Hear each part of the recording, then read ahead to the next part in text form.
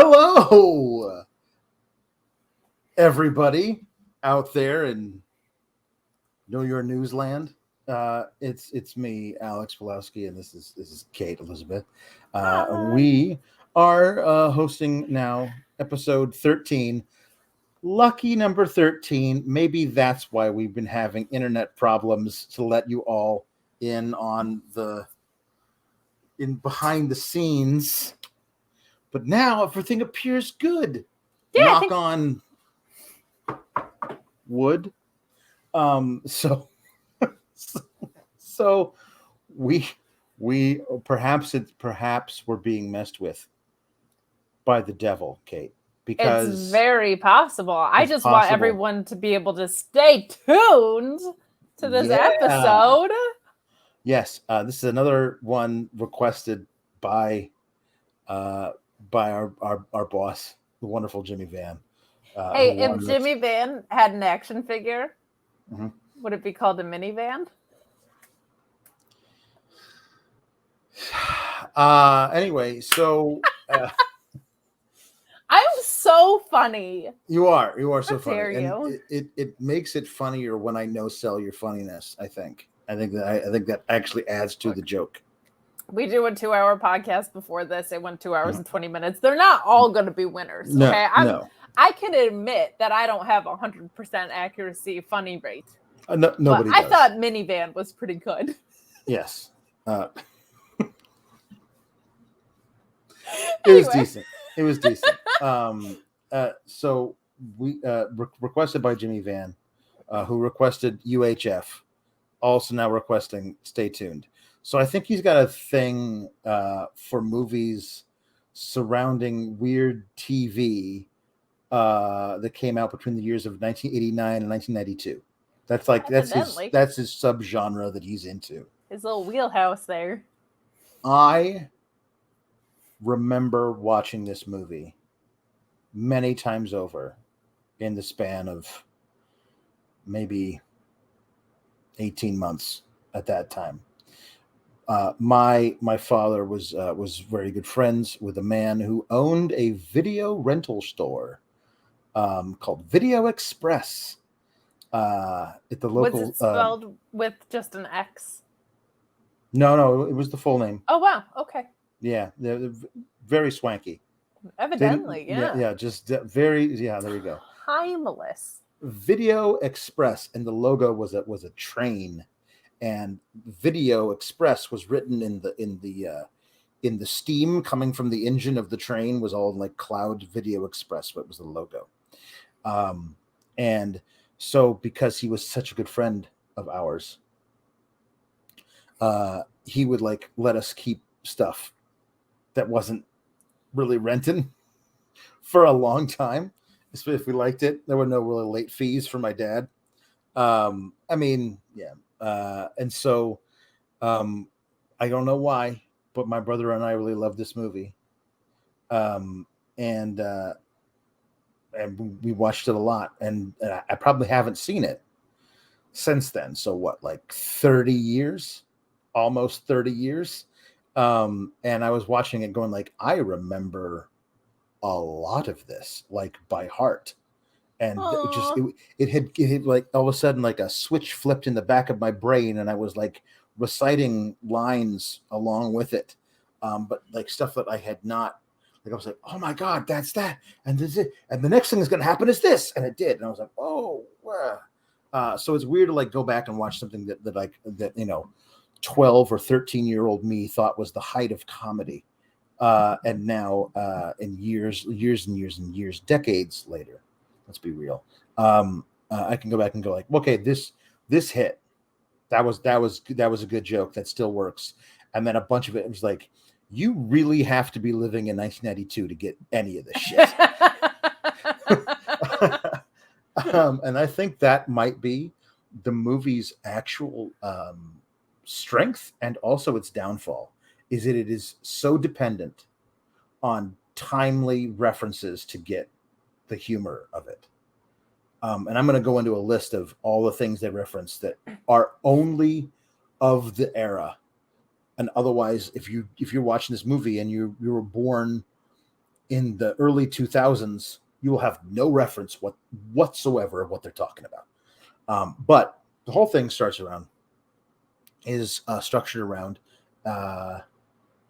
John Ritter, famous TV actor, beloved, and his just being John Ritter-ness. And the whole movie, for whatever it works because John Ritter makes it work. And I think that's kind of interesting. I don't know the movie even works at all without him. But it's very high concept. So what your overall thoughts before we go in a full full description of the film? Your overall, because you said you actually remembered part of it as well. I did remember.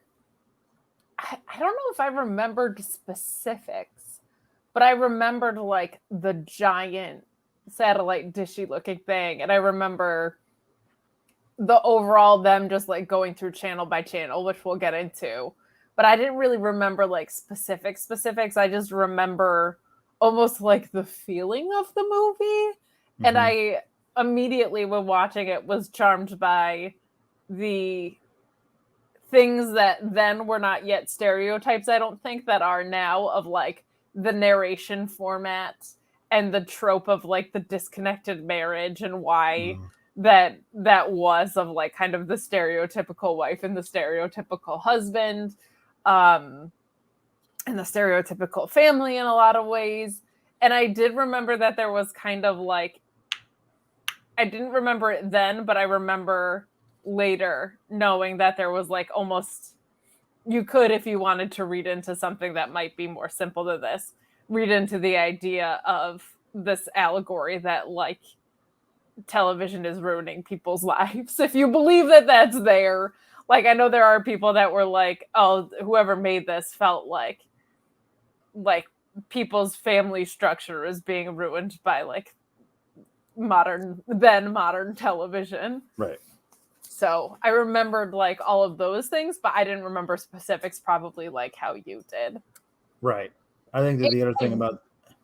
Oh, I was just going to say, this is another one where I think this must just be the time period, because I felt this way about UHF too, where this was not that long of a movie, but kind of felt really long because it was repetitious in a new context, but nothing was necessarily like super advancing in the story for a lot of the layers that it built out, because they were so parody dependent that I was like, this isn't that long of a movie, but there are parts where I was like, can we get on with it? A little bit. I think a lot of that is also the ticking clock doesn't work in this movie. Yes. Because they we'll get into it, but the whole thing takes place over 24 hours. Ish. And they will show you a clock that is counting it down. And in one scene, you'll be like, there are 19 hours left. And you go, okay, let me settle in. It could be like, and then I go, and the next thing is like, there are 12 hours left. I was like, what happened in those 7 hours? That's a giant chunk of time. Yeah. I'm watching what's happening. What you are skipping way too much. And so it feels like the movie is longer because it takes place over a long time.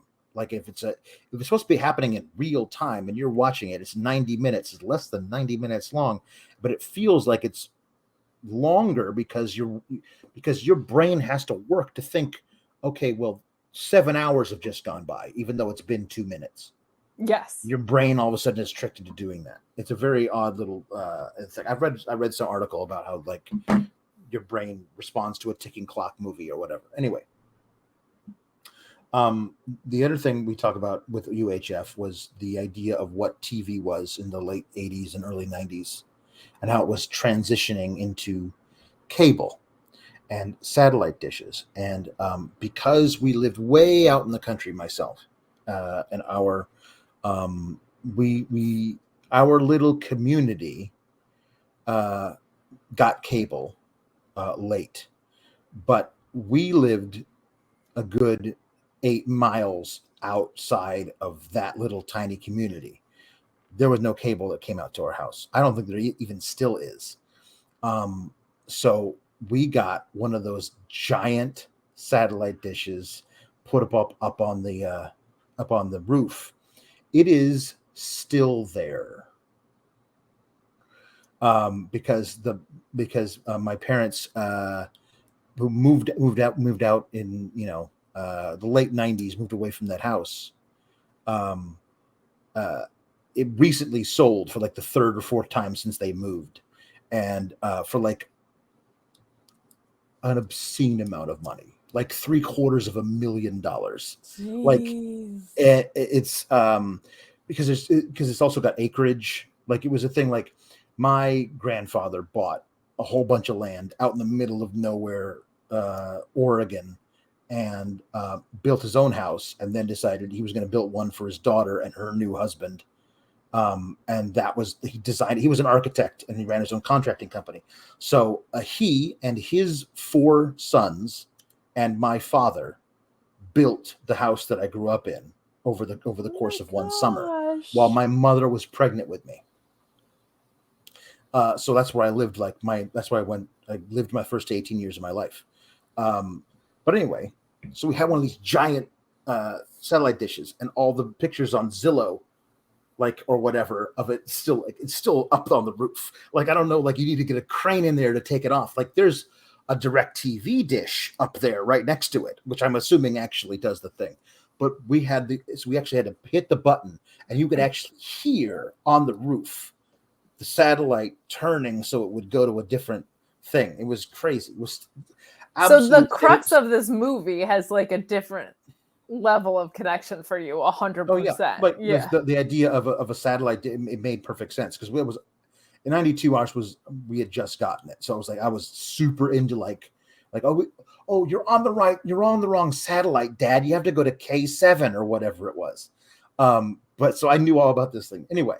So the idea of a big satellite dish that could pick up channels from all over the place, because we would find a random satellite that had stuff on it from Korea or whatever, like just random stuff, because it's all up in the sky somewhere. Sure. So it's all there to be beamed into your living room. So the idea of that is kind of interesting, because it is, again, something of the era. And by the end of that decade, TV was not, people didn't get giant satellite dishes for their roof anymore. You know what I mean? So it is kind of also trapped in its own little era. But as you said, it does feel like an allegory for don't watch so much TV. Yes. But at the same time, the people who made this movie had to have watched hundreds and hundreds of hours of TV to understand how to structure the jokes so they make sense. So these are people who were like, I really shouldn't watch so much TV. But I watch a lot of TV. I want to change my life, and I wanted people to change their lives as well.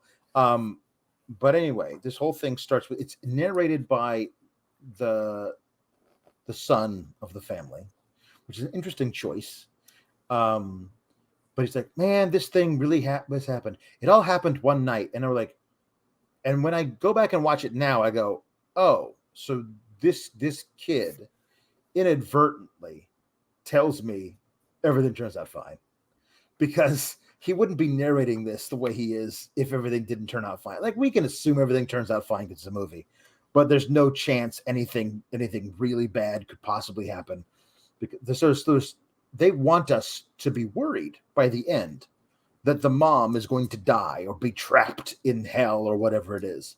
But that can't happen, because otherwise the kid isn't narrating this like this.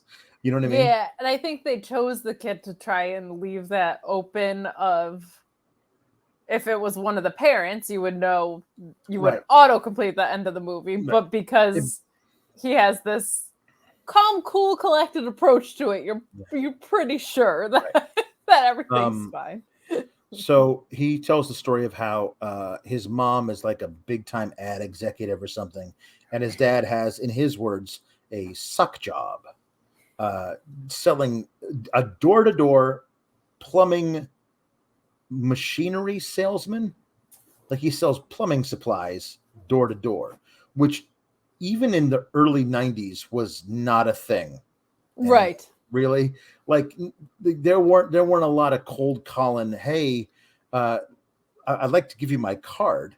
Perhaps I could come back when you're more available or whatever. Is your husband home, ma'am? Like, there's none of that shit. Wasn't really going on. Correct. Not nearly as much as it used to. But so anyway, he says the average American watches 7.5 hours of television a day. If that's true, then 2 guys don't watch any, and my dad took all of theirs, which means that your father watches 22.5 hours of TV a day. I don't know when he sleeps, but maybe you're counting the fact that he sleeps in front of the TV. Yeah, he fell asleep with the TV on. Yeah, maybe that's it. Anyway, but he also has this little tube TV, maybe a 22 incher, and he doesn't have real good cable or anything. He just watches just whatever the hell is on, which is what you did back in the day. But we get a glimpse into the way that 90s scriptwriters viewed children, in that they are magical, because every screenwriter's got in his back pocket, oh, he's a nerdy kid.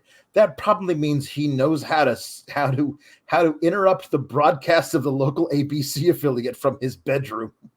Yes. You just flip a switch here, turn a dial here, and you're in. Nailed and it's it. just like that. Yep, that's the. And you know he's nerdy because of his glasses. His glasses. And we know he's incredibly perceptive because he's picked up on his parents' disconnected marriage. Right. And he had friends who had whose parents had a disconnected marriage. And they went away to a place with a hot tub for a weekend and came back, and everything was fine. Mm-hmm. So he's going to try and set up his parents to do the same thing. But that doesn't work because the Supersonics, who are a basketball team that used to exist in the Seattle area, this is what I guess the whole thing takes place in Washington State. But he says, I really want to talk to you, honey, about all this thing, but we're in double overtime. So could this wait? And so she's like, no, I'm leaving you. And she throws a bowling trophy. Which I love about this. She has a full fast pitch softball throw. Yes. Which I love that. Like, that was a little, I don't know if it was, but a little detail, like that's who she was when she was younger. But she destroys the TV. And I always remember John Ritter's line reading of what he says, the TV, like this, the way he says it like that, this is great. The TV, like he wants to be angry, but he knows he can't be because it's really all his fault. Anyway, she decides she's going to go out for a drive or whatever while he's gone. Oh, we should mention also the Seidenbaums. The Seidenbaums get kidnapped, I guess, by the devil. Not the devil, devil's minion. Anyway, it's a long story. Jeffrey Jones, who is just a very well-known, fantastic character actor from the 80s and 90s who ran into a little bit of trouble himself. Google it. Not the best dude, it turns out. But he was the principal in Ferris Bueller. He's just in all kinds of 80s movies and 90s movies. But he plays this guy, Spike, who comes and I have a wonderful offer for you, Mr. Seidenbaum. And the Seidenbaums we don't really know what happens, but the Seidenbaums, she screams in the backyard, Mrs. Seidenbaum. And so there's a little thing of like a news report. No word of what's happened to the Seidenbaums who've gone missing and have been missing since last Tuesday or whatever. And that's, we just hear John Ritter watching this. Later he say, that's my neighbor. I know that guy. But he's watching the news report of them being missing for a week and doesn't say anything or even take notice of it. So I was like, yeah, that's all right. A little hole. So Spike comes and he's decided he's going to offer a brand new satellite dish system with his awesome new remote control to what's his name? Roy Nabel, starts with a K. Roy Knabel, and his wife, whose name Helen. That's right, Helen. Anyway, Roy and Helen. So Roy gladly accepts this satellite dish because it is free trial, free of charge, and it's a huge satellite dish. I will say, as a door-to-door salesman, he should have probably been on guard for these sales tactics. And he's not like the devil in disguise so much. He looks like a creepy dude who probably is associated at best with the mob, at worst is an incarnation of the devil himself. Right. Like, it's not like, oh, what a wholesome guy, wolf in sheep's clothes situation. He looks like, I don't want this guy entering my house. Right. But he does. He just walks right past him, and Roy's fine with it. Because Roy, after she destroyed the good TV, he had to watch TV on the little TV that he uses to watch TV while he shaves. He had to bring that down from the bathroom and put it up on top of the destroyed TV. But anyway, a little plot point here that they just decided to clumsily reference. There are swords, fencing foils on the wall, and Spike, who again is not the devil, he's just like an underling of the devil. A henchman. Yeah. A devil henchman, a denchman. And so he reaches up, takes you fence. And he just starts, swinging the sword around. It's like, well, I used to. Listen, what's this about a TV? And so, like, this is a plot point they bring up later. And so it's the whole thing that Roy used to fence. And so he gets the satellite dish. I don't know where the satellite dish was active in his fencing days. Right. Before TV took over his life. I don't know where the satellite dish is supposed to have come from. But it materializes in his backyard, and there is another guy, I don't know, a maintenance dude, a guy who does all the setup work, who's there, who flicks the switch on the satellite dish on the outside. Spike has done no work doing any of this, and we never see the other guy doing anything ever again. He's never referenced to I don't know why we couldn't have just Spike flick the switch, but we had to get an extra in there to flick the switch. I guess so. Somebody's kid needed a part. Somebody's kid needed an under 5 in a movie. Yes. The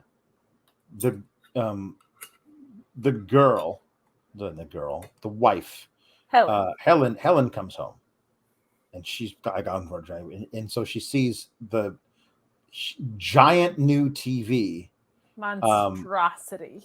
In the living room, and she's like, then she goes and packs a bag. She's gonna leave. And she comes back, and he was trying to through the channels he sees was interesting. He says these pick up channels that you don't normally get, so you don't be surprised by all that, says Spike. And the first thing we see, first parody, is a parody of Candid Camera. But it's like, let's see what happens if we dress up Bob as a police officer and tell this lady that her husband has died in a terrible auto accident. And of course she reacts the way you would think. And then says, now look over there. Huh? There's a camera. Oh, you guys. And like, that's the first thing. Like, okay, that's a little weird. But then the satellite dish conks out. And he say, I got to go adjust the dish manually, because that's what Spike told him to do. So he goes out there, and Helen meets him out there, and she's like, I am leaving you. We're through. I want a man who would rather touch me than his remote control. And she's a babe, by the way. Oh yeah, it's Pam Dauber. It's Mindy from Mork and Mindy. Gorgeous. If she was good enough for Mork, she's good enough for John Wick. So yeah, two like sitcom veterans who know their way around a script like this. Perfect. But anyway, the satellite dish turns on and sucks them into it through some kind of vortex. They get in there, and that's where we go into, and we see what is inside hell, at least this version of hell. And they say describe it in a way that makes a lot of sense. Like the man upstairs, not the man upstairs, but our man upstairs, the big guy, the real devil.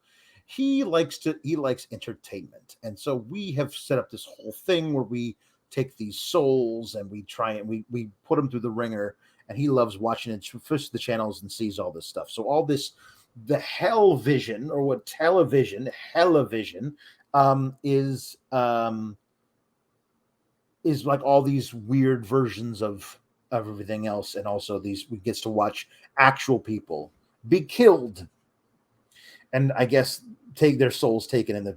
So, but the other thing is that there's like, we have to let them go if they make it 24 hours. It's a little treaty we have with the other side, that will allow to do that, and I want to know who negotiated that for the other side, because that seems really egregious. Like, wait, so now we'll allow you to just randomly select couch potatoes and bring them to hell, and then try to kill them, and if somehow they make it through, then you have to let them come back to the land of the living. That seems like it really blatantly favors hell. It does. It feels like the other side got the short end of the stick here. Mm-hmm. But I will say he does specifically target people that are a waste of space. So maybe they're like, well, if they prove their worth, maybe that's what the other side was thinking, was like, well, if they're valuable to society, they'll last the 24 hours. And there you go. Perhaps. Anyway, so we see a new recruit to this whole TV executives thing, a guy named Pierce, black fella, young, who went to film school, so he thinks he knows everything. And then we have Eugene Levy, who is a delight as always. And Crowley is his name, and he's always smoking a cigar, chomping on a cigar, quick with a really terrible joke. And we watch as Helen and Roy are sucked into their first TV thing, where they are on a game show, like a newlywed game, but if you miss out, you die. Called You Can't Win. You Can't Win, which is basically a very broad parody of game shows in general. That type of game show. Yeah, like the dating game, the newlywed game. Yeah, like all those. The parodies get very specific very quickly, but this is very broad and fine. So they're able to get out because Helen answers a question correctly. It's like, which of you has been seeing a former lover? Pam? Oh, no, not Pam. Helen, Roy, or Helen and Roy? And Helen's like, I understand. I know the answer, because they're being held over a pit of snakes or something, and then we'll fall to their death if they don't answer the question. So she says, the former lovers we've been seeing are each other. So not only was it like it's a trick question, and she answered it perfectly, and so they were able to pass on, and they get through it. And so this really angers Spike, because apparently he wants everybody to die in the first 2 minutes. Yeah, come on, man, play the game. And it's like if they have to get, this is where Crowley explains to Pierce, this is a really great device of having Pierce there for Crowley to explain it to him, because he's really explaining it to us. Right. And I think that's a great screenplay device. I think it really works here. But he says, like everybody, says Spike, nobody lasts 24 hours. Well, not nobody. There was that one wiry Peruvian fellow who made it out. And I was like, every time I remember watching this thing, I'm going like, well, where's the wiry Peruvian fellow? At 12 years old, 13 years old, I was like, you don't introduce the idea that a guy got out and not eventually show us who that guy was. I thought he was going to be a guy who like hops back and forth to like try and rescue other people. Like there would be like this other guy, and they never ever pay it off. Not once, not ever. There's not. But I love the idea of the way that they describe him as a wiry Peruvian fellow, and then they never ever reference it ever again. But there was one person apparently who made it out. So Spike gets so pissed that Crowley even brought it up that he sends him into the TV world as well. And It was also important that we got that explanation because at this point, John Ritter and Roy and Helen don't have any idea what's going on in their lives either. They do not understand that they've been sucked into a TV world where they're going to have to survive channel to channel. Right. And here's where we start getting really, really narrow with our parody. Because the next thing they're sucked into, we hear a voiceover and a little title card that says, Northern Overexposure. All about a Jewish doctor who moves from New York to Alaska, complains about everything, and freezes to death.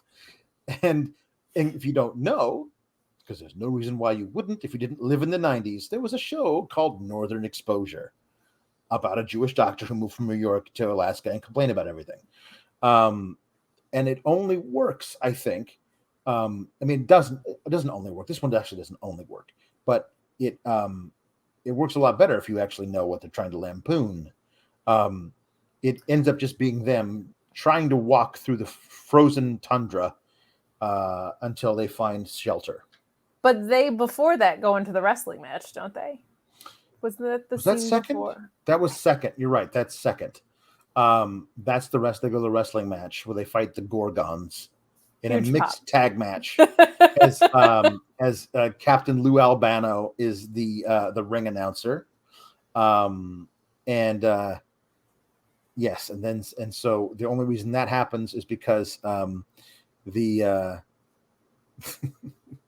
Mrs. Gorgon tags into the match, beats the hell out of Roy. So then Helen, because it is a no holds barred affair, takes a microphone stand and beats her to death with it, basically. Yes. And then she clocks male Gorgon across the face. Because it was Lou Albano as the ring announcer, which I didn't know anything about when I was 12. I didn't watch wrestling yet, but I immediately spotted. Now I was like, oh, Captain Lou. So were the Gorgons people that I would recognize now that I wouldn't have then? Turns out, no, they weren't. They were just big people.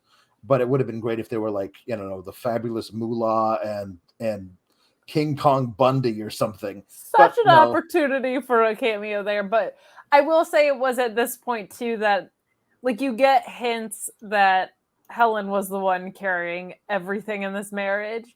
It was like at this point where I was like, this is nice because it wasn't just like a typical like, honey, you're watching too much TV. She's like, fuck this. I've been doing all the work this in every facet in this marriage to the point where she's the one who physically is the one bailing them out of a tag team wrestling match. I was like, that's actually fun to me because you get a sense of like, God, this guy was just so useless.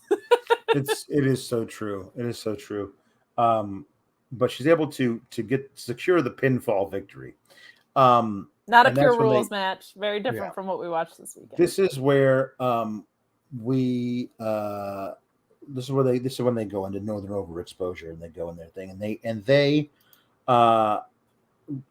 walking across a frozen lake and find a man digging in the frozen lake, and that man, of course, is Crowley, Eugene Levy, who continues now explaining everything to everybody so that everybody at home also knows what the hell's going on.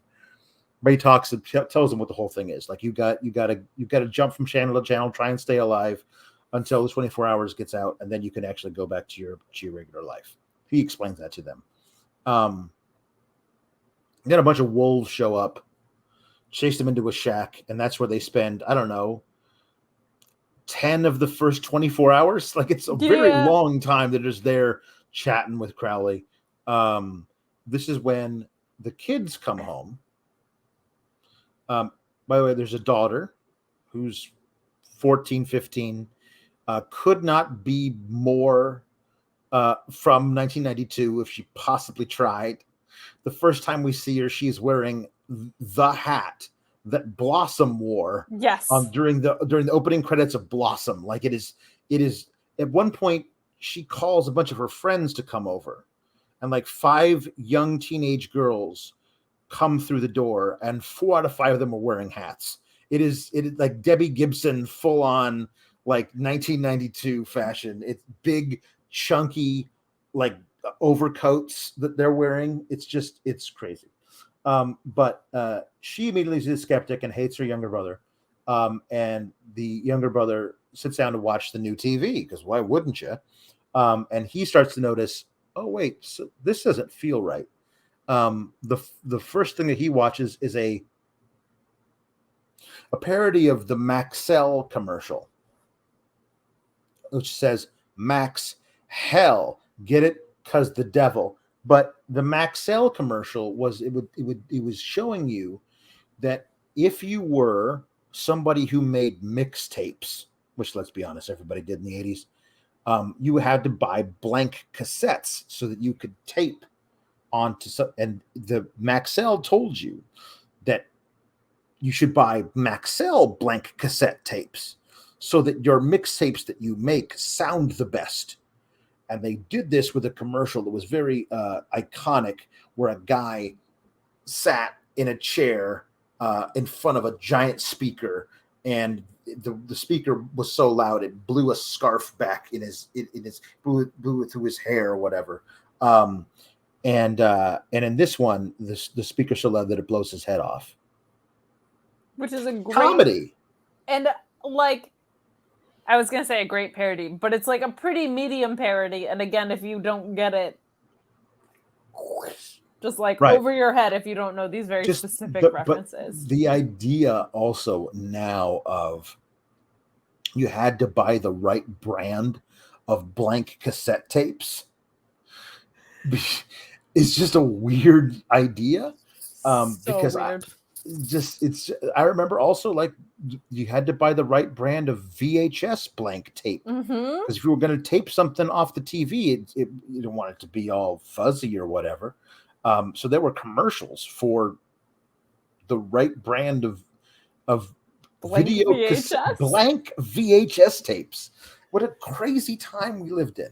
And then we get he clicks through the things, and we get to a bunch of guys picking out paint swatches for the interior of their prison cell. And they decide they can't pick this particular because it clashes with the bars. The prison guard agrees it clashes with the bars, and then it says 30-something to life, and 30-something was a television show that was on for like 3.5 seasons. This was right over my head. I had no idea what this was. It was an adult contemporary comedy. Like, it was just I'm trying to even imagine what you could even. It was a dramedy. It was too old for me, like, at the time. Like, I wasn't allowed to watch it. It was on at like 10 p.m. or whatever. But it was all about these people who were going through early midlife crises or whatever. They moved to the suburbs, like, which they thought they were never going to have to do it, and they had kids, and like, what is our lives are boring now? How, like, they made a TV show about people who thought their lives were boring, and people watched it. It was a really, like, critically acclaimed show, like, nominated for a bunch of Emmys and stuff. But like, if you didn't, like, it's so of the late 80s and early 90s that I don't think it existed past like 1994. Like, it was just like, it was gone by the time, like, but so it's just a weird thing. Like, we're going to trap ourselves in references to things that only existed during the time we made this movie is a very odd, like, even like the parodies on like Naked Gun movies or Airplane, like they may have been like references to things that were happening at the time, but they still felt timeless. Like, all those jokes can continue on into the future, as opposed to this, which is like, if you don't know the show we're talking about, you're lost. And even within 90s shows, some of these things are like still within niches of, they're not like the things from the 90s that you would expect kids from the 2000s to know, right? Right.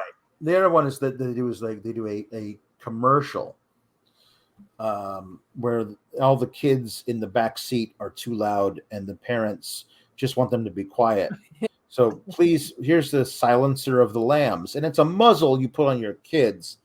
That's flesh colored. That looks like it is the muzzle that they had Hannibal Lecter wear in The Silence of the Lambs, and it's a very iconic looking thing that he wore. And it's funny because your kids are loud, and he ate people, and I get the joke is there, but also it only it works because Silence of the Lambs was the biggest movie in 1991, and this movie came out in 1992, and it if you watch the movie, but there's a good chance that now, 30 years later, a lot of people haven't seen Silence of the Lambs, and it's just a weird thing. We've trapped ourselves into that thing. It's fine. It's just that it is a that one. I feel like a lot of people still know, though. Sure, that one I think at least like the facial thing, but you don't know in 1992 that's going to be. But they don't make any references to big. They don't make any references to Star Wars. Or correct. Anything that was popular a decade before this movie came out that people would know about. They don't make any references to The Godfather or anything. Everything is a reference to a thing that is happening right then and there. It is a very movie of the because a lot of parodies will make references to popular things that feel timeless, because that way they'll hopefully still feel timeless in a decade and the movie will still work, as opposed to this, which is like, we're only reference. This is why it feels so much like the pilot for its own TV show. Yes. As almost like it was like because you can continue making timely references as you move through every episode will be written a few weeks prior, kind of a thing. And and it's just weird because I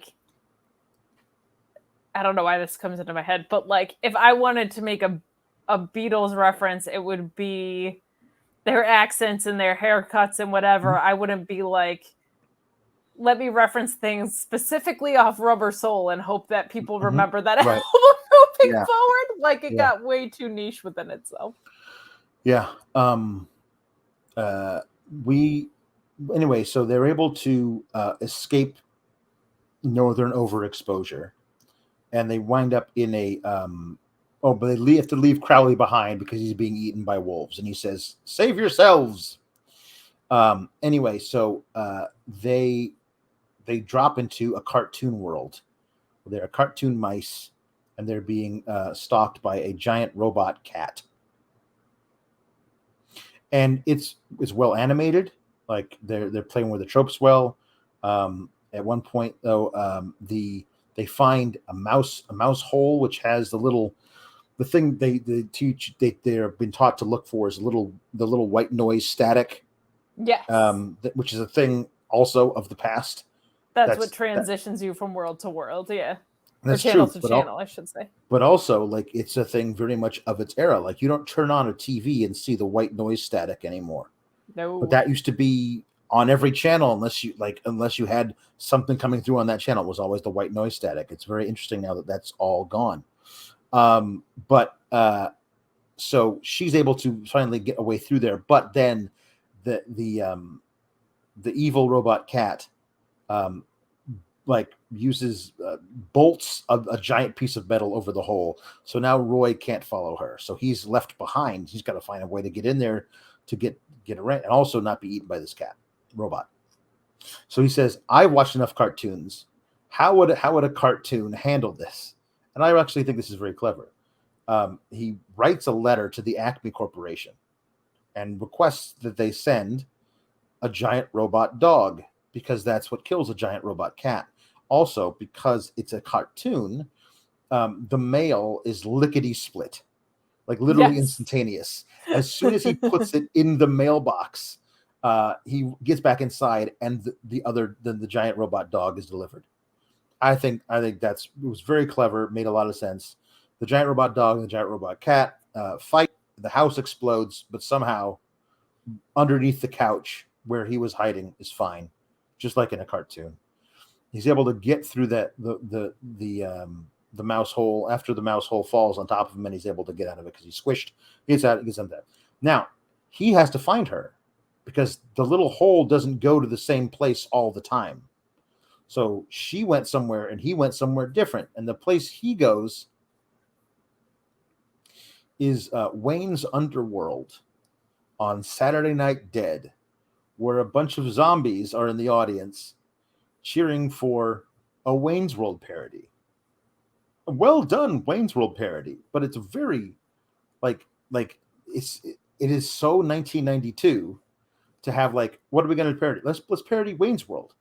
And it's them as zombies, essentially. It's Wayne's World zombies, and with me as always is my co-host Barf or something, and they just do a parody of Wayne's World as zombies until they do red hot poker in the eye cam, and he's able to somehow dodge it, and the red hot poker burns through the ropes that have tied him to this chair, and he runs away in through another thing, and he winds up in another area.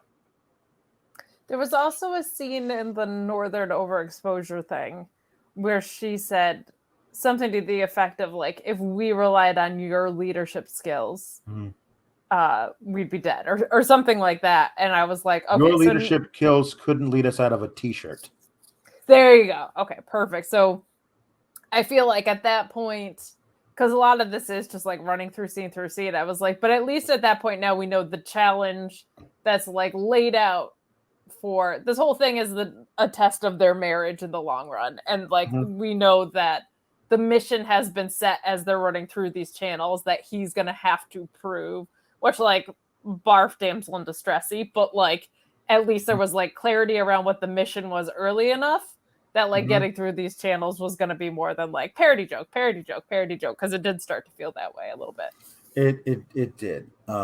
There's another one. Again, this is also the kid is watching the cartoon of the mice. They're talking to each other, saying Roy and Helen and their parents' names and voices. And so he gets his teenage sister to come and look. And she's like, what are you talking about? You're a geek. Get away from me. So he keeps on trying to like get his teenage sister to believe him. And she's like, my parents aren't home and my friends are over. Like that's that's basically it. Also earlier he was going to take his bike to his friend's house and the dish ate his BMX. He was able to grab onto a post in on the back porch, and he didn't bring him in there. I don't know if you noticed this. There is a gaffe that really should have been corrected by 30 years from now, where there is a scene where the bike is lifted off the ground, right, by this thing, so that the wheels are spinning in the air. When they lift the bike off the ground, you see the wheels go up. When they lift the kid in the air on top of the bike, the way they accomplish that in the shot is they just have a crew member lift the kid up. That's how they do that. But they didn't crop the shot. So you see this pair of hairy arms lift a kid for like a split second. You can freeze it, and there's the pair of lifting the kid like from mid forearm to yeah, it's very, I missed funny. It, but that's not like a small little like. No. Did you catch it? That's like someone's big arms just lifting the kid. Very, very hairy fellow working on the crew. Anyway, so he sees his own bike in a like an old timey 50s TV show. So it's very incongruous that somebody would be riding a 1992 BMX bike in that era, and so that's how he notices like that's my bike. It's like you saw a bike that looked like your bike. It's not your bike. Like, no, but it's my bike though. That's the thing. He's trying to explain to his sister, and she won't get it. There is a parody of we see two old men on a couch. One of them says, "I can't feel my arm." The other one says, "I can't see anything." And then the narrator says, "Different strokes." It is some of these are literally 3-second jokes. They're just 3-second jokes, and they just move on to the next thing. There's another one where there's an aerobics instructor, but it's called the Exorcisist. So it's the Exorcist. They're possessed by the devil, and okay, everybody, that's it. Whatever your name is, feel the burn, and they spontaneously combust. And then everybody, head spins, and they spin their heads around because the Exorcist. This just felt like they were like, there'll never be an extended cut of this because they left nothing on the literally nothing. The director's literally cut nothing. floor. Yeah. Then they did a thing where it was a commercial for a non-alcoholic beer that you would give your son to drink so he could act more like his father. And the son drinks the beer and crushes the can and burps and says, "Give me another one, babe," to his mom. And the dad says, "Chip off the old block." And the name of the beer they decided to make it was Yogi Beer, because I guess Yogi Bear is a cartoon and kids watch cartoons. There's really nothing. That was a stretch. That was a stretch. That was a reach. That one was a reach. There's a reference to a home shoplifting channel. But the main thing is that now that they're trying to they get Roy, now having left Wayne's Underworld, winds up in an old detective movie from the 40s, and he's got to rescue some dame or whatever, and of course the dame is Helen, who's made it in there, and they got to go to Club Seidenbaum. Now earlier we saw the Seidenbaums, and Mrs. Seidenbaum got stepped on by Godzilla. And Mr. Seidenbaum is now living large as the owner of a club in some Casablanca / Maltese Falcon type of movie. And he's brought his own remote control in there with him, and he's going to use it to zip between places. There's a very extended gunfight scene where literally everyone is firing in all directions at this club. Murray gets one in the chest and bequeaths his remote control to Roy so they can get out of there.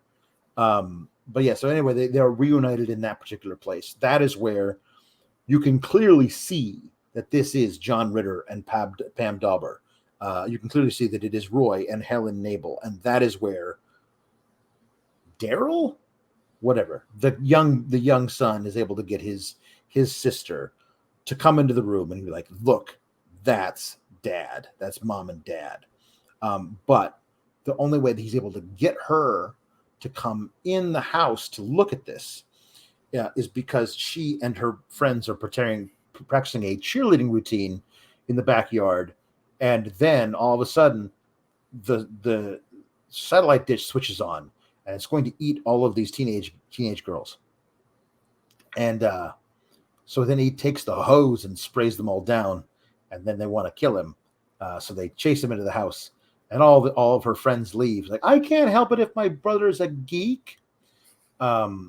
So then she's like, she says, "You're pizza topping," and I still don't know what that means. You're a pizza topping. You're pizza topping. Like, you're dead meat. Is that like, because that is what it is? Like, is that what pepperoni is? Technically dead meat, I guess. I guess. I'm gonna Google that as we talk because I'm intrigued. I don't know what that is. Your pizza topping. But it's a threat. She's like, look, there it is. There's dad, and she sees that it is dad, and so now they're going to actually try and get them out of this thing. How can we talk to them? How do we get them out of here? So they escape from this thing, and they go to a modern day TV movie about the French Revolution, where they just wanted an excuse for John Ritter to wear women's clothes, because John Ritter is cross-dressing to try and escape the French Revolution people from beheading him, because he is playing the Marquis de Nable, but they say Nabel. Like Nabel is a French surname, and they had a great opportunity to say, "Oh, look, it is he, the Marquis de Nable," and like it's Nabel. It's pronounced Nabel. Like there'd be fun. Like I don't know who this Nabel is, but that's not me. I am Nabel. And anyway, they're whatever. So here's the thing. When they get to this final place where they're trying to wait out the 24 hours in this place. There are, I believe, if I'm unmistaken, at least 12 hours left on the clock. And then there is a scene of the kids in the house talking to each other about something, and then the clock shows 5 hours. And there's too much time gone by. And then the 5 hours are there, and the clock shows long ass conversation. And then the 5 hours are there, and they decided they're gonna hang out in a bar, in a pub, in French Revolution times France. And then the clock says 40 minutes. Like you could have really easily plotted this out so that things took place over a better amount of time, but they spent like half the time in this one place waiting for it. And it's so much time in Northern Overexposed too. Right. Yeah. There's so much time. And eventually they're able to get the clock to run out. And this happens because also the kid is able to somehow get enough juice siphoned from the next door neighbor who has a Rottweiler that wants to eat everybody, which is a thing that happens in the 80s. And he's going to uses it to talk through something. To talk into the other TV world. And the thing about in the TV world, everybody who's an actor in the TV world thinks they're actually real people. It's not like, all right, cut. Who's there with the microphone thing? Right. It's not that. These are actual people within the thing who believe they're part of the French Revolution. So here's like, hello, Dad, is that you? And then Helen's like, oh, it's God. Tell us, what do you want to do? God? It's like, what do I say? Just tell him to let him go. And I did think it was funny how French Revolution times, it's like, I don't know, late 1700s, like the Enlightenment has happened. Like it is the absolute actual. That's why the French Revolution happened, is because it's the cradle of philosophy and people recognizing that they deserved better than this particular kind of life. So it's not like it's like medieval times where like, let's burn her as a witch. It is a different time. And I love the idea that like, yes, sure. No, any kind of voice unexplained, that has to be the voice of God. Let's all trust this woman. Of course. This is, yes, 100%. That's the way it would work. So they're able to actually wait out the clock. Crowley is there, by the way, in the French Revolution times. He's missing an arm and a leg because they were eaten by wolves, but he's there, and he helps them a little bit. But also, the clock runs out, but there's some kind of weird loophole where they only have to let Roy go at 24 hours. Well, this he's was the one because who signed for it. Right. And they only signed for one soul. Mm-hmm. So that was the thing. They took 2 souls, but the contract that they had signed was only for Roy's.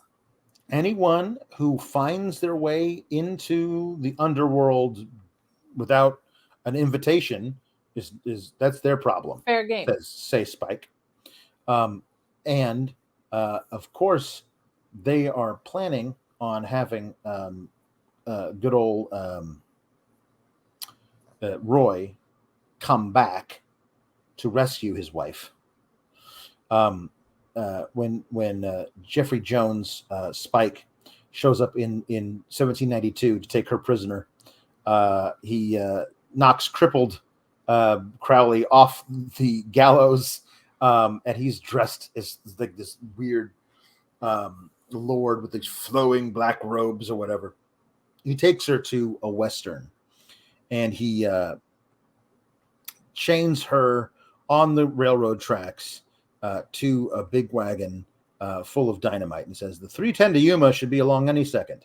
Of course, don't actually stop here. She says, "You're going to hit me with a train? What can I say? I'm a sucker for a big ending." So they have to find a way to get Roy allows himself to get sucked back in so he can save Helen. And when he comes out, he's supposed to be like a Clint Eastwood type with a big poncho and the 5 o'clock shadow and everything. He's trying to smoke a cigarillo, but he coughs because he's a geek. And so he challenges Spike to a duel, but when he draws, his gun is inside the poncho, and he can't fire it. This was like very well done by John Ritter too. Like the timing of it was beautiful. He's a consummate pro. And it was honestly in those days where if you worked TV, you got pigeonholed into TV. You weren't allowed to do other things. Maybe you could branch out, but you could never be like the equivalent movie star that you were a TV star. And that sucks because he easily could have been a major star in movies, but he was never allowed to be because he was a TV guy. And that, yeah, so it's just a weird thing. But anyway, apparently Spike shot him in the heart, or would have, except for he shot him in the breast pocket, which is where he was holding his remote control that he brought with him. And I'm thinking to myself, so your whole plan was to get him to shoot you in the heart? Was that your plan? Because what if he aimed for the head or literally anywhere else on your body except for this particular place where the remote control fit? That was interesting. Like, all right, this is how we're going to do it, kids. I got a foolproof plan. But they're able to wrestle for Spike's remote control. And then this becomes like a rapid fire of things where he goes. He leaves the Old West thing. He's got to get back there to save Helen, but he's got to somehow get back there because he has to leave. They go to an episode of Star Trek: The Next Generation, like full on The Next Generation. He's bald. He's playing Picard, but Spike is literally all the other characters. And this is where I admire their restraint in 1992, because he's playing Worf, the Klingon, and they don't do blackface for Jeffrey Jones. In 1992, that is a victory. They didn't do blackface. So that would, wow. Honestly, could have done that, gotten away with it very easily in 1992. Yep. Didn't do it. Good for them. But he's also playing Data. So he's all the characters, like set phasers to torture. And so they're going to shoot at him, but then he's able to get himself out of there by hitting the remote control, and winds up in a commercial for seatbelts, which of course is the old crash test dummies, these were live crash test dummies on these commercials. And one of them was the voice of Lorenzo Music, who was the same guy who did the voice of Garfield on Garfield and Friends. So when I was a kid and all these commercials came on, I would always be like, that's Garfield's voice. I don't know why in my head, but that was a thing I always remembered. But you could learn a lot from a dummy. Buckle your safety belt. So it's just like this thing of like, they'd actually crash this, I don't know, supposed to be sentient live crash test dummy into a wall, and he'd get exploded, and he'd be holding his own head and say, yeah, you should probably buckle up next time, kind of a thing. It was commercials for safety belts in a very odd comedic way. And so that was who he was. He's in the crash test, but he's not wearing a safety belt. This is who he was. But somehow he's able to get out of there, and then he goes to driving over Miss Daisy. Again, Jeffrey Jones, a very, very white man, is playing the role that Morgan Freeman played in the movie. Honestly, very easily, 1992 could have gotten away with blackface. Yep. Didn't do it, and I still admire their restraint. Because don't, never was okay, but at the time, people thought it was. And so I guess kudos. But he runs over Miss Daisy and then he backs up over her and does it again. And then that's the joke, that he ran over her. And then they go from that. That's when we get the best joke in the whole thing, which is that John Ritter goes to an episode of Three's Company. And he's literally playing the character John Ritter played in Three's Company. And then two women come in who look like Joyce DeWitt and Suzanne Summers. It's not them. I looked it up in the credits. It wasn't them making a cameo. They're like, "Where have you been?" And this is the thing that freaks out Roy Nabel the most. He screams in horror. It's so good. And hits the button as hard as he can. It's a great joke. Get me out by of the here. way, if you can find Three's Company anywhere, streaming it or whatever, if it's available on anything, for those of you out there who've never seen an episode, John Ritter, Three's Company, just the best. But now again, that's one that they only made a reference to because John Ritter had played in it, because that's one that it aired 10 years before this movie came out. So They would not have done that. That breaks their rule. And he gets out of that and he goes to a Salt and Pepper music video where he is, I don't know why, dressed as Prince. I don't know why, but he's not in purple. He's in yellow. But it's definitely a Prince cosplay from a specific like Grammy award show or something. But it's definitely Prince. Again, no blackface. Good for them. But I don't know why he's dressed as Prince in a Salt and Pepper video, but he is. And the remote control keeps getting passed around from person to person. So Spike is playing the DJ, and they're both trying to get to this remote. Eventually, this is a long time they spend here. It's the full length of the Salt and Pepper song that they wrote for this movie. And eventually, Salt and Pepper come into possession of the remote. And honestly, of all the little bits of storytelling that this movie does, this is the one that made me angriest. Because you have a whole thing of like, he's got to lead his way. His leadership skills are what are supposed to get us to him proving to his wife that he's can do this, like he can be a real man or whatever. And it just ends up with Salt holding the remote control, and she's about to give it to Spike, but Peppa's like, "No, don't give it to him." And Salt's like, "Fine, here, you take it," and gives it to Roy, and then Roy wins. Like, he doesn't use any reasoning or deduction or not quick earned thinking at all. Yeah. Nothing. It just so happens that Salt was gonna give it to Spike, and then Peppa's like, "No, don't give it to him." And it's not like they had an argument and he was able to convince them, "Actually, you should give it to me." Just Salt's like, "Here, you take it." And he does, and he wins. And that's it. There needed to be a moment where he actually proved himself in some way, and that's how he got custody of the thing that won the whole day for him. And probably like the biggest victory of that, right? We see all these little victories as he goes along, But this I forgot to mention was kind of the climax of the movie.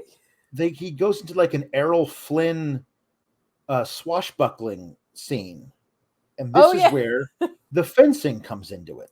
Remember that one little tiny reference they had at the beginning of the movie, like, "Oh, you fence? Well, I used to." Now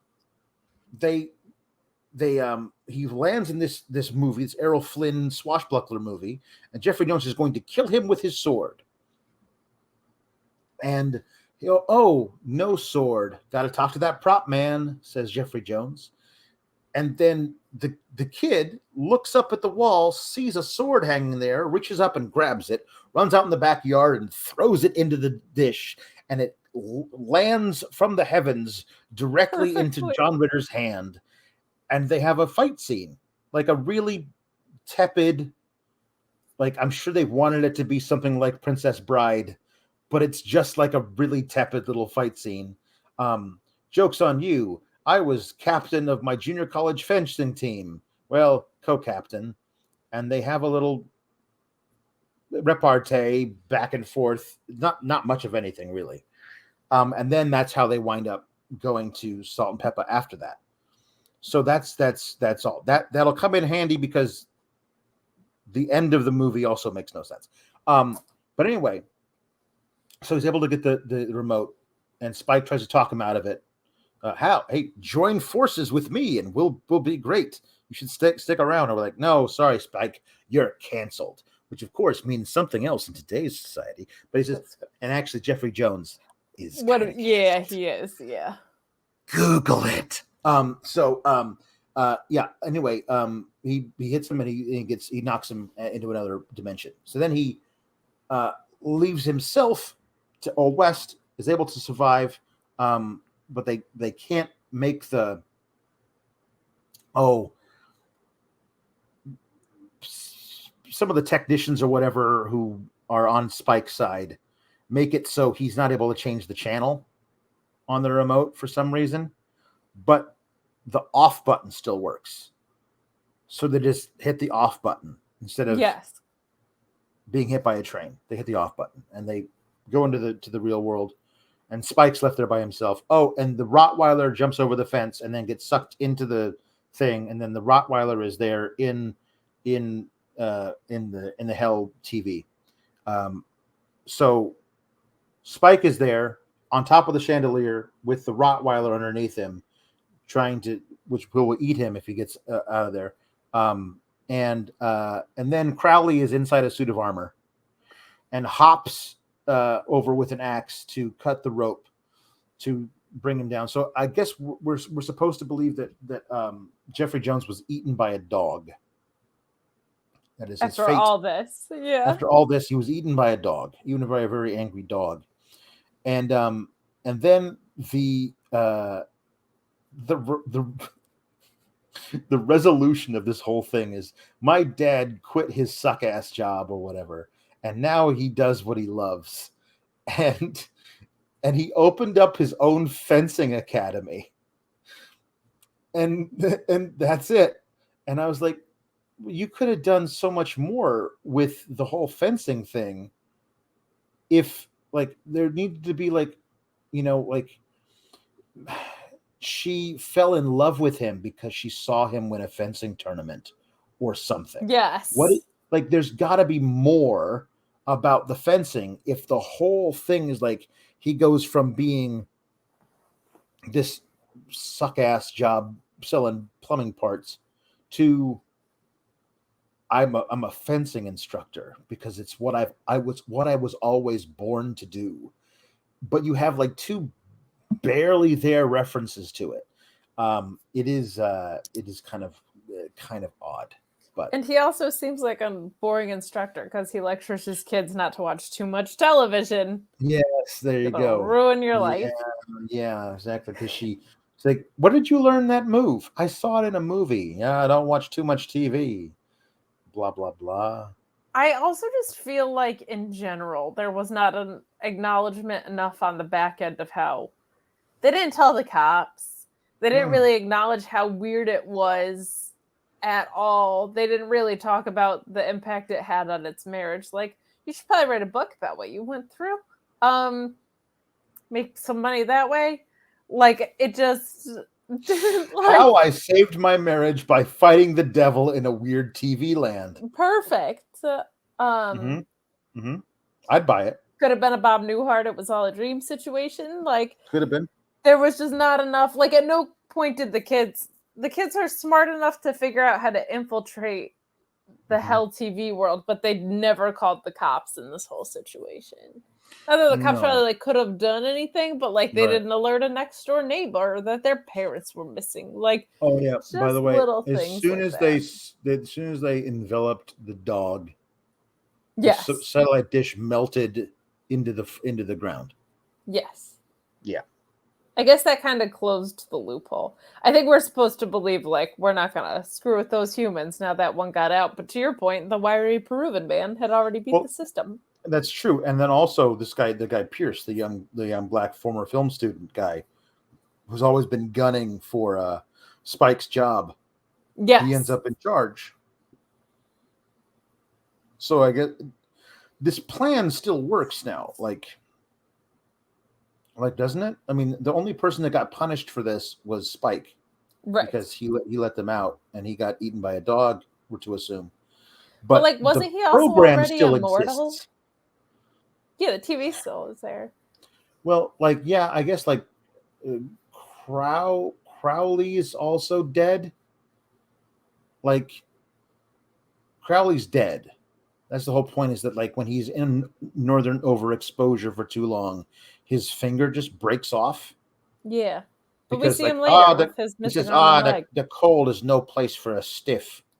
So like they're all dead bodies, but they're not zombies. But they're not.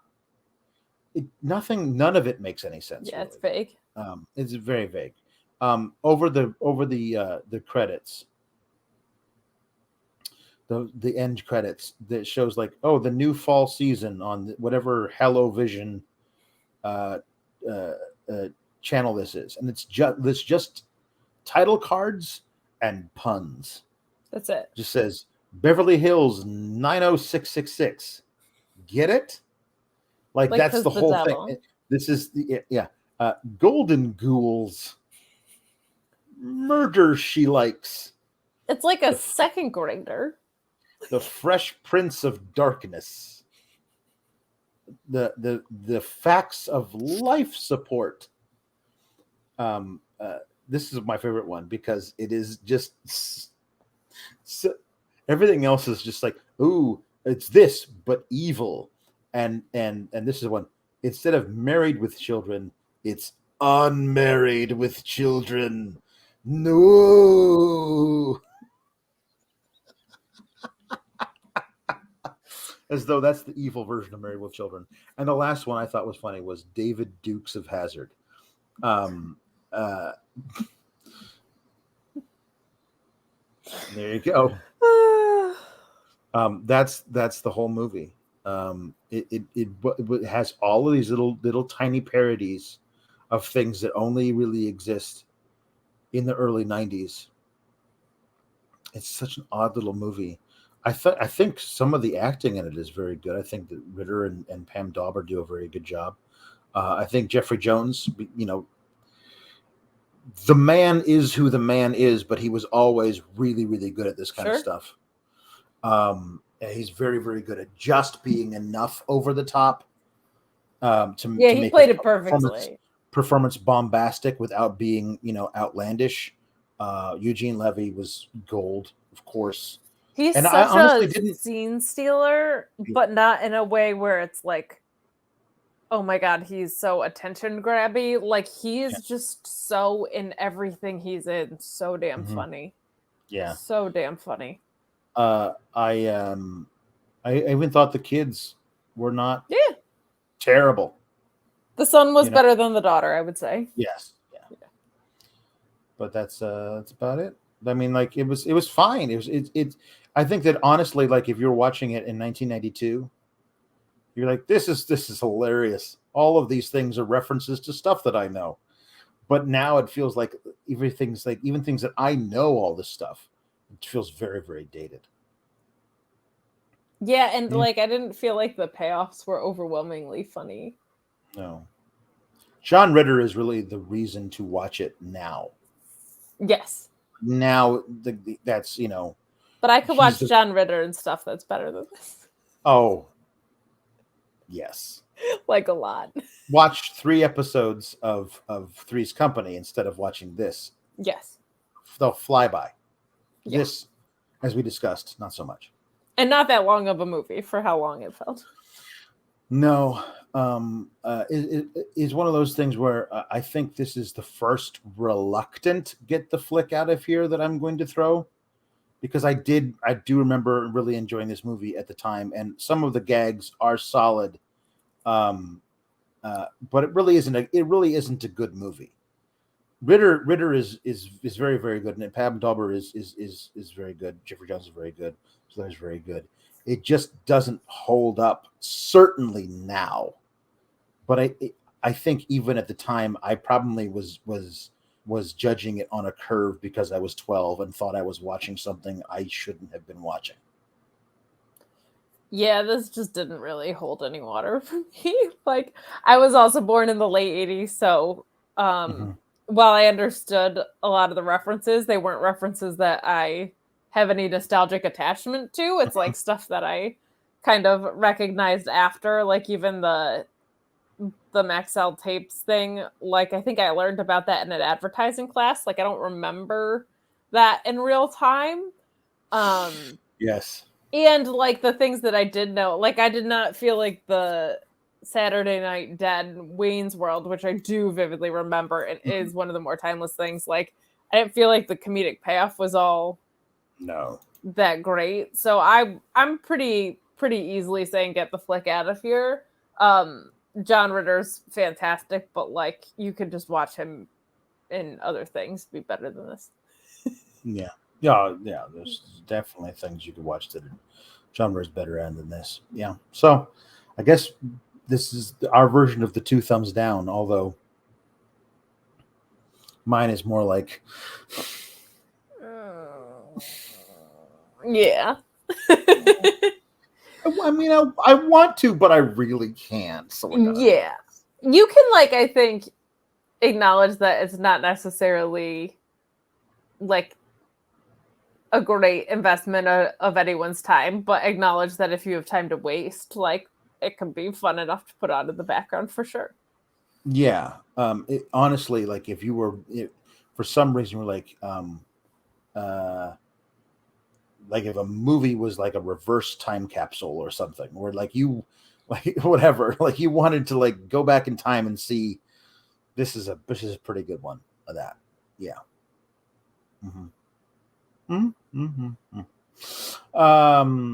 So anyway, there's that. Thanks everybody. Please, if you would like to get in a request, kynchat.com is the place to go for Know Your News requests for this particular show. That's the best way to get anything in. And Jimmy Van will let us know what you all have been requesting. We get a lot of people. We get the view counts on these, not great. However, we have some serious fans who say that this show is just right up their alley, and it's so we do. And they also, the views deviate a lot. They do, depending on what we do. I don't know that this one is going to like bring them all in. I don't think so. I don't know. But hey, you know what? It's the boss. The boss says so, and that's what we do. Yeah, I'm not sure when we'll get around to his third one, because frankly, I don't know if I have the stomach for it. Suburban Commando starring Hulk Hogan. It's not the way I want to spend any of my time. That's true. So this is on you, viewers at home, to get in some great requests into kynchat.com to put off me having to watch Hulk Hogan do anything for as long as possible. Thank you so much. And until next time, when we figure out what the hell we're going to watch, and I send you a message on a Sunday saying, hey, this is what we're watching. Until then, get the flick out of here. Bye, everybody. RESPECT. Click the subscribe button and find out what it means to me. Nah, that doesn't have a ring to it. But if you like videos about real news stories that are funny, stupid, or weird, subscribe now.